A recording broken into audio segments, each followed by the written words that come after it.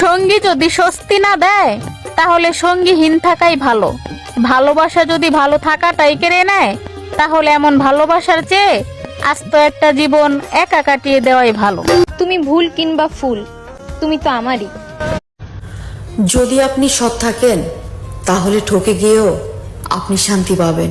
তন্ত্র মন্ত্র শিখেছি তোমাকে বশ করব বলে, কে জানতো তুমি বড় তান্ত্রিক। বান মেরেছ মোর মনে। ছোট থেকে আদালত দেখতে দেখতে বড় হইলাম, কিন্তু আইজও পর্যন্ত এই কেডি পাঠকের মতো মানুষ চিনতে পারলাম না। আর কেডি স্যার তো কারো মুখের দিকে তাকাই বইলা দিতে পারে যে মানুষটা সত্যি অপরাধী কিনা। আর আমি একটা মানুষের সাথে কয়েক বছর ধরে চলাফেরা করলেও বুঝতে পারি না।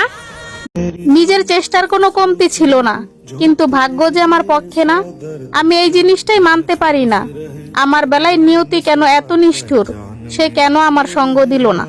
তুমিই ফার্স্ট, তুমিই লাস্ট, মাঝখানে যারা আসবে। কিন্তু তারা এটা ভুলে যায় যে প্রবাসী না থাকলে কখনো মানুষ এতটা উন্নত হইতো না।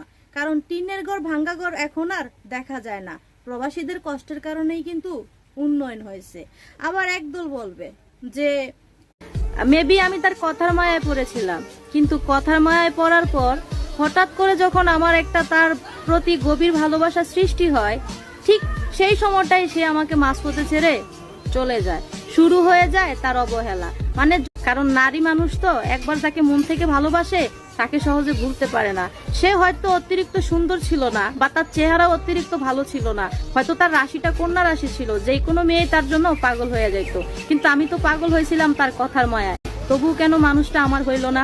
তবে মানুষটাকে পাইনি বলে কোনো আফসোস নেই, কিন্তু মানুষটা যে আমাকে ভালোবাসার নামে ঠকালো, কত মিথ্যা আশা দিল। আমি মানুষটাকে আজও ভালোবাসি, তাও মনে মনে। হয়তো মানুষটা আমাকে মনেও রাখিনি।